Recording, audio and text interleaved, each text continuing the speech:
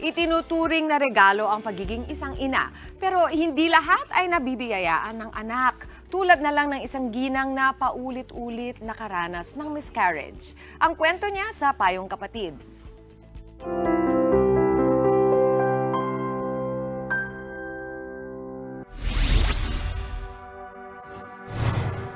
Marami ang nangangarap na bumuo ng pamilya at magkaroon ng anak.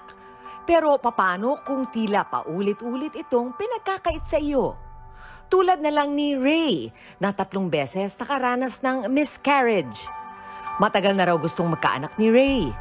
Kaya naman napakasaya niya nang malamang nagdadalang tao siya noong November 2021. Pero hindi niya lubos na inakalang mabilis itong babawiin sa kanya. Grabe po yung naramdaman kong saya kasi nga po, PCOS po ako noon eh. Baga parang ilang years po akong nagtatry na magkaroon po ng baby. Then, yun nga po, nag-positive po ako. Sobrang saya ako po noon. Tapos, yun nga lang po, nung nagkaroon na po ako ng bleeding, doon na po nag-start, nagpatong-patong po yung anxiety ko na what if po na makunan po ako. Kahit mapait ang naging karanasan ni Ray sa unang pagbubuntis, patuloy pa rin siyang sumubok sa pag-asang mabubuhay ang mga susunod na supling na dadalhin niya sa kanyang sinapupunan. Hindi pa rin siya pinagbigyan ng tadhana.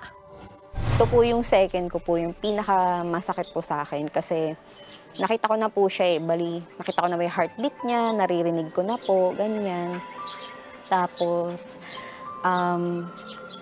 yun po yung nalaman ko po na wala na daw, hindi na daw po tumitibok yung puso niya. Doon na po yung parang sobrang sakit po sa akin. Kasi yung time na yon nagle-labor din po yung ng kapatid ko. Hanggang parang, bakit ako? Bakit sa akin hindi nagtuloy? Ba't sa kanya manganak na siya?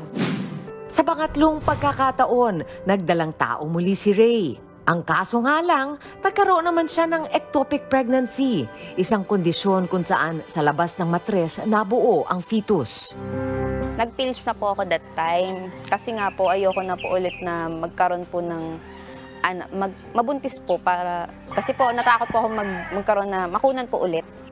Nalaman ni Ray kalaunan na positibo siya sa APAS o Anti-Phospholipid Antibody Syndrome. Isa itong autoimmune condition na nagdudulot ng blood clot at siyang nagiging sanhi ng pagkalaglag ng bata. Doon na naman po nag-start yung yung thinking ko po na ako pala yung may kasalanan, ako pala yung may problema, kaya sila yung nawawala. Nakaramdam din daw siya ng sintomas ng anxiety at depression. May payo naman ang ating eksperto sa mga nakunan din tulad ni Ray. Every time we are faced with a crisis sa buhay, minsan nakakalimutan natin yung self-compassion. Usually, we are compassionate sa ibang tao, mas understanding tayo, mas patient tayo, mas loving tayo. But if we are ourselves nakaka-experience ng ganito, we should apply the same compassion to ourselves. No? So you have to be more kind, you have to be more loving, no? So that every time na mas may pinagdadaanan ka, you apply the same principles to yourself. Sa pang-apat na pagkakataon, nagdalang tao ulit si Ray noong Mayo ng 2023. Doble raw ang ingat niya para tiyak na mabubuhay ang anak niya.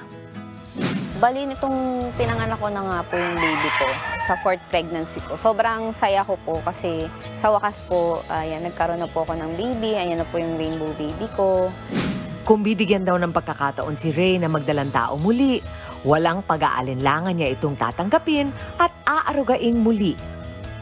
Pero sa ngayon, kontento na siya kasama ang kanyang pamilya at ang bagong silang niyang sanggol.